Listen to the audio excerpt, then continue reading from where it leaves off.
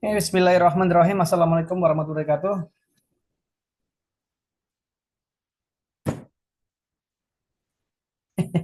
Ada yang jawab. Pada ngantuk apa ya?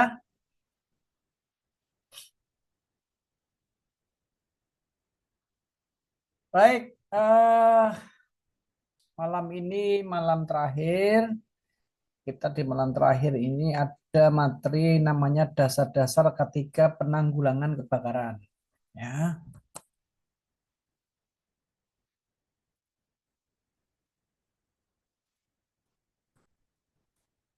Sasaran ketiganya apa?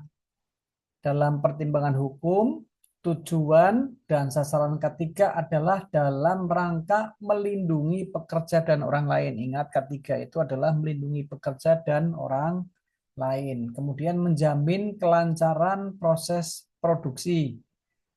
Yang ketiga adalah menjaga keamanan aset usaha serta perlindungan terhadap lingkungan. Ya, yang pertama pekerja pasti, karena di materi yang pertama itu, materi pertama dan kedua itu adalah K3 itu ada apabila ada satu ada tenaga kerja, kedua ada tempat kerja, ketiga ada bahaya di tempat kerja. Maka tujuannya adalah untuk melindungi pekerja dan orang lain. Siapa orang lain itu? Satu tamu, kedua vendor-vendor ataupun kontraktor-kontraktor, kemudian orang yang ada di sekeliling tempat usaha. Ya, jadi bukan berarti terus kalau yang namanya kerja itu hanya pada kita sendiri, pada teman kerja sendiri, tapi pada orang yang luar yang pada masuk ke tempat kerja kita. Itu juga harus dilindungi. Ya. Kemudian menjamin kelancaran proses produksi. Kita kerjanya apa nih? Oh, kerjanya market barang. Maka biar proses pemaketan barang itu sudah sesuai SOP, aman, tidak pecah, tidak retak, tidak dibanting dan lain-lain. Ya.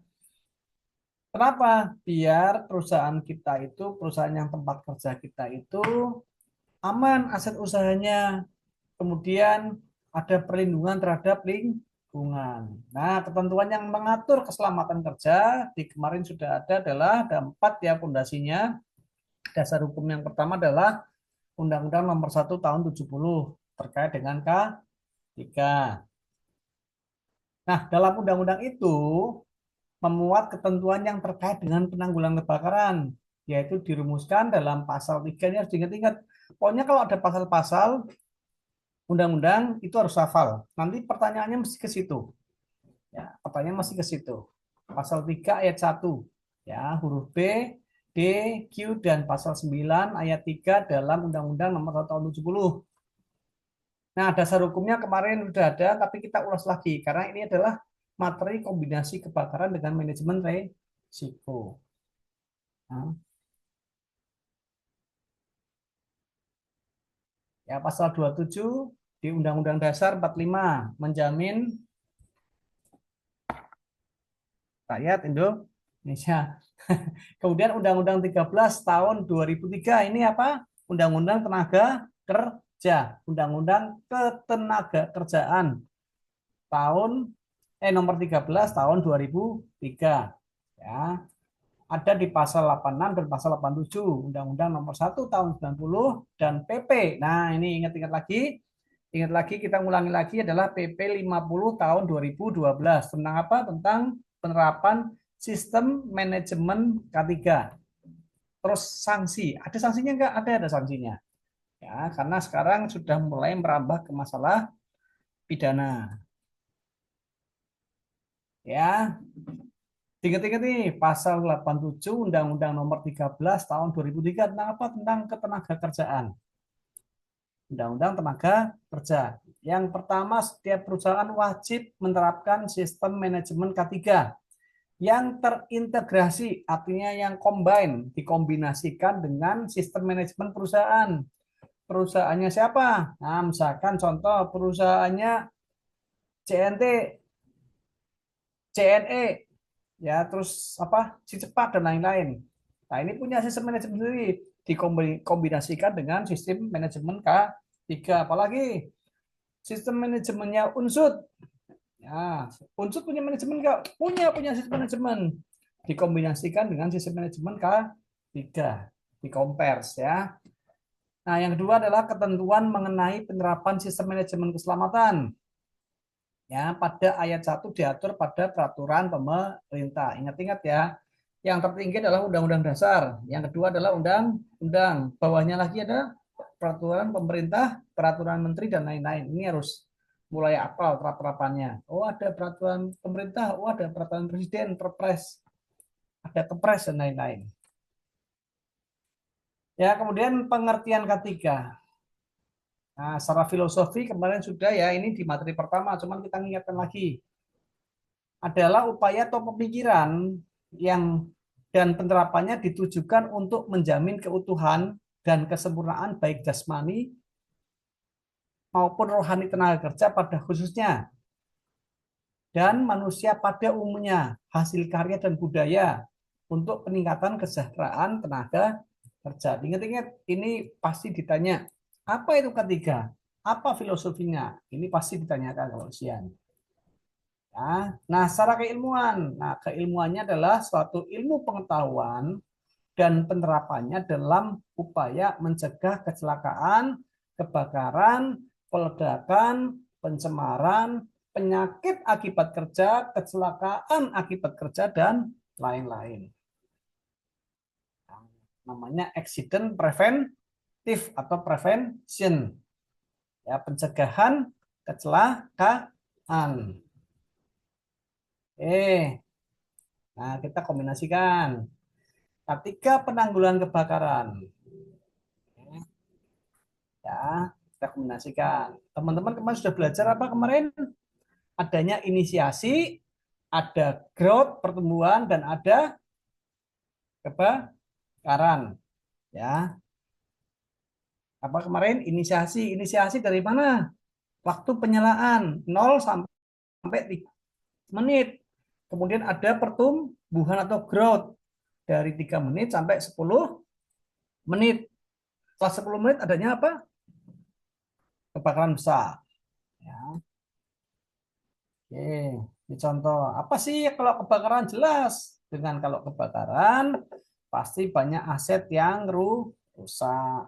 Orang meninggal ada enggak? Ada. Pabriknya rusak. Jelas, uangnya akan juga rusak.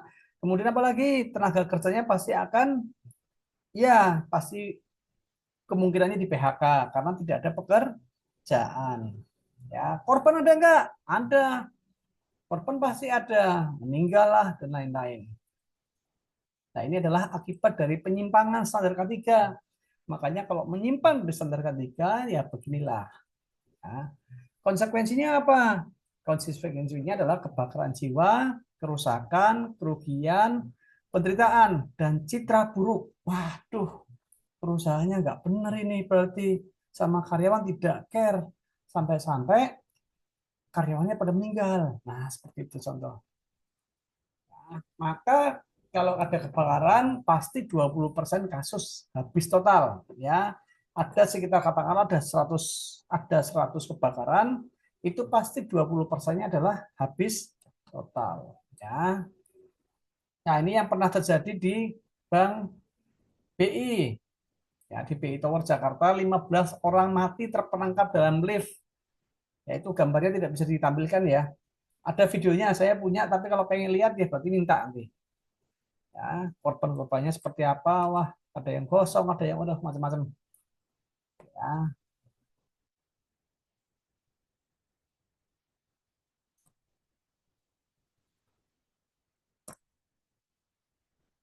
Ya, kemudian ada PT Petro Widada, 4 orang mati, 48 korban luka-luka. Lagi. Nah, kebakaran karena listrik. Ya, listrik identik dengan kebakaran. Iya. Yang pertama beban lebih. Cara masang kabel, sambungan-sambungannya nggak benar. Ya, perlengkapannya nggak standar. Sekarang kabel harus yang apa itu namanya standarnya NYA 11 apa ya kalau nggak salah. Kabelnya harus kabel yang standar. Pembatas arus, ya, bebannya sudah terlalu, kemudian ada pembatasnya tidak sesuai. kebocoran isolasi atau sambungan. Nah, isolasinya terkelupas. Kemudian ada listrik statis, potensial spark. Nah, ini yang paling sering adalah sambaran petir. Nah, ini udah terjadi nih. Sambaran petir kebetulan di tahun 2010 rumah ini pernah kena sambar petir, ya, sambar petir sampai AC jebol. AC yang di belakang ini jebol, makanya nggak dipasang lagi itu sampai sekarang. Dan ini kamarnya juga kosong. Ya, prinsip dasar penerapan K3. Sambil sambil refresh kemarin materi yang kemarin karena pertanyaannya akan kompleks. Adanya hazard. Apa itu hazard? Hazard adalah potensi bahaya. Kemudian adanya kontrol. Nah, maka kalau ada bahaya yang perlu utama kita laksanakan adalah namanya risk assessment atau identifikasi dan analisa potensi bahaya. Kita lakukan dulu. Setelah lakukan baru kita lakukan namanya tindakan pengendalian bahaya. Ingat-ingat ya. Jenis potensi bahaya saat kemarin sudah kita ulang lagi karena ini materinya adalah gabungan dari semua.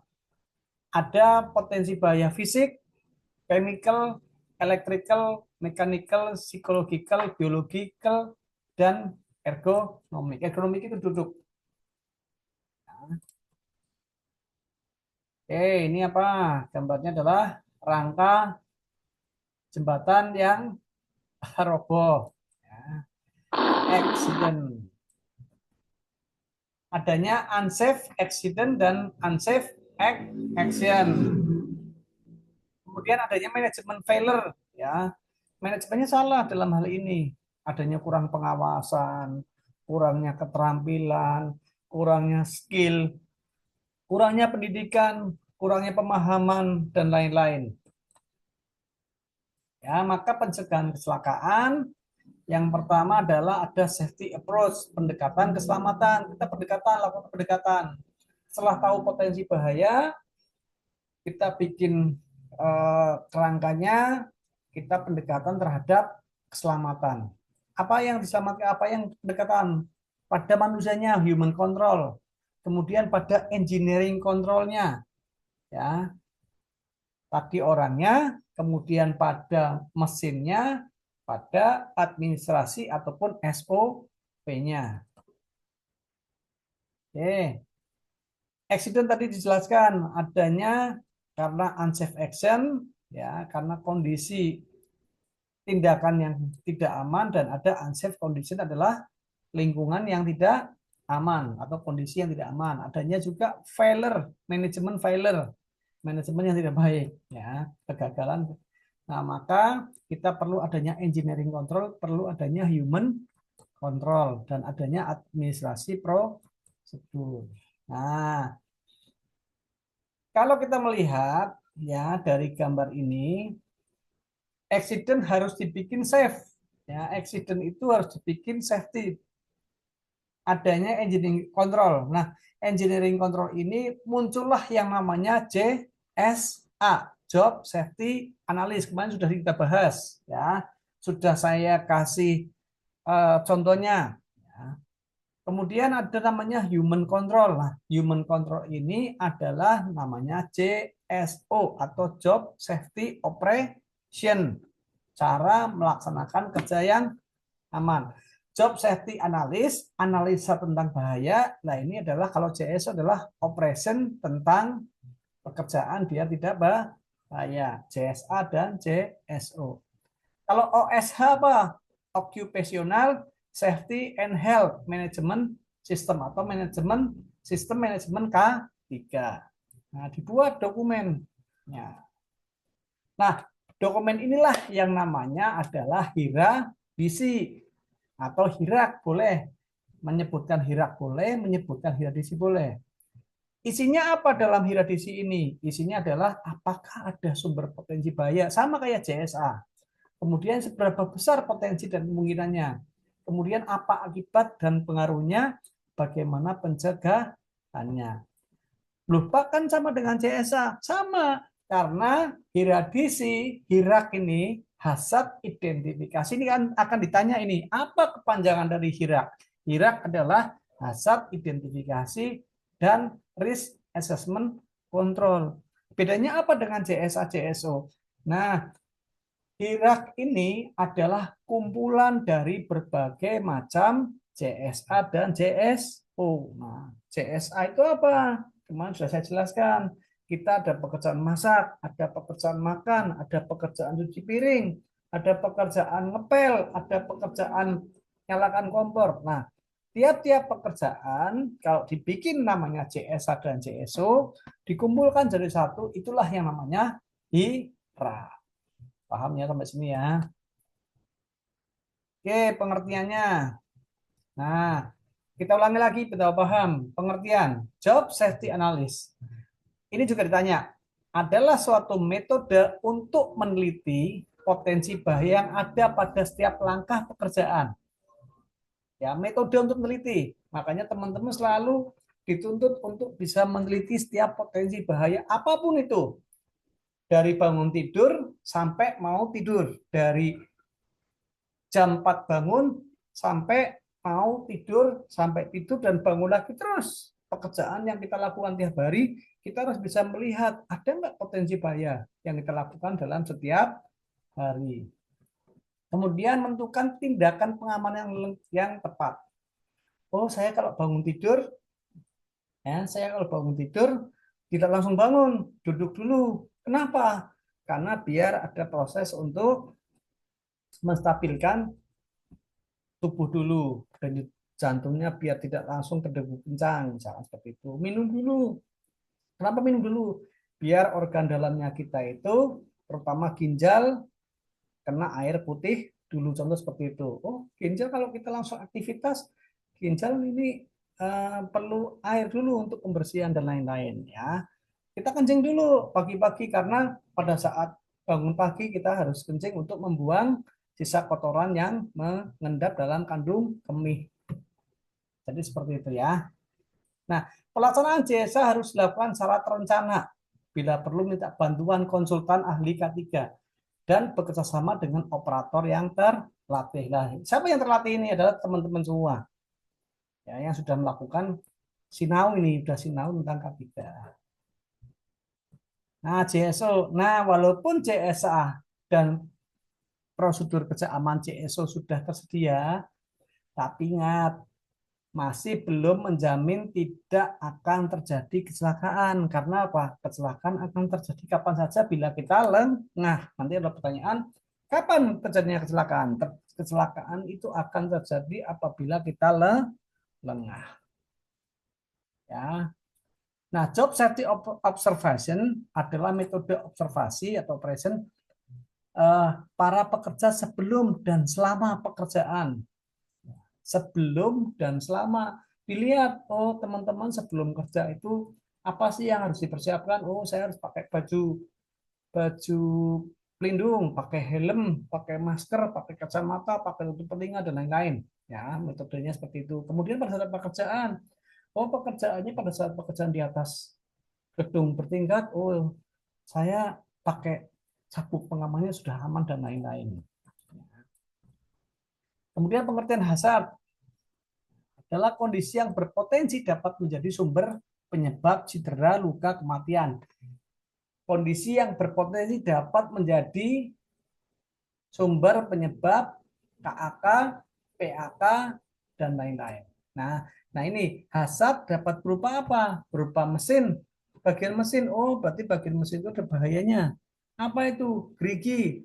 Nah, gerigi kalau patah pada saat kita naik sepeda motor, gerigi motor patah, akhirnya ngelos, kita tidak bisa mengendalikan motor, motor bisa nabrak.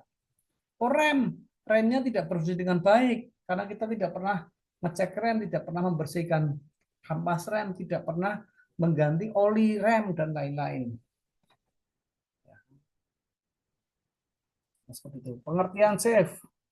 Safe atau aman adalah suatu kondisi sumber bahaya telah diidentifikasi dan telah dikendalikan ke tingkat yang memadai. Artinya kita punya lihat, oh lihat itu ada bahaya itu. Itu ada listrik yang terbuka, kabel terbuka. Maka kita harus kita identifikasikan Kemudian kita kendalikan, kita bikin lebih aman lagi, kita tutup isolasi, kita amankan, syukur-syukur kabel yang tidak terpakai kita lepas di instalasi atas biar tidak ada aliran listrik. Nah, itulah ke level yang memadai bahayanya. Danger dalam kondisi yang telah diidentifikasikan melalui pemeriksaan dan pengujian. Setelah diperiksa, diuji, analisa, disimpulkan. Setelah disimpulkan, oh ya itu sudah aman. Oh ya, kita sepeda motornya kondisinya belum pernah dicek selama 3 bulan. Oh ya cek dulu, kita cek dulu ya dari rem, kampas, oli, kemudian tekanan ban angin, kemudian bannya licin apa sudah aus apa belum dan lain-lain kita cek. Kalau sudah cek, sudah diuji, diperiksa, kemudian diuji, dianalisa, kemudian dipakai analisa. Kira-kira sudah aman belum? Kalau aman lah, baru untuk pekerjaan rutin. Maka danger adalah lawan dari aman atau selamat. Nah, ini ada hampir putus. Danger itu ada hampir putus dan putus. Ya, kemarin hampir itu near ya, near miss. Nah, ada yang putus. Nah, kalau sudah putus, maka terjadi insiden. Insiden itu dalam jumlah yang sangat kecil. Tapi kalau sampai meninggal namanya accident. Nah, maka kita lakukan program pencegahan kecelakaan. Kemarin apa adanya? Yang pertama adalah safe design. Kemudian ada HIRAK, ya, identifikasi, ada kontrol. Nah, maka dibuat emergency response plan. Kemudian rehabilitasi. Kalau sudah dibikin emergency response plan, maka dibikin rehabilitasi. Nah, ini fenomena kebakaran. Kemarin kita bahas lagi dikit. Pertama ada sumber energi. Begitu ada sumber energi, maka di 0 sampai 3 menit itu namanya inisiasi atau titik penyalaan awal ya atau sumber energi. Nah, ini namanya inisiasi. Nah, setelah 0 ya sampai 3 menit, kemudian muncul 3 sampai 10 menit namanya growth adalah pertumbuhan. Nah, setelah 10 menit maka terjadi flash over. Ya, di mana itu akan tetap 600 sampai 1000 derajat Celcius. Oke, dan sekarang tak tunjukkan videonya.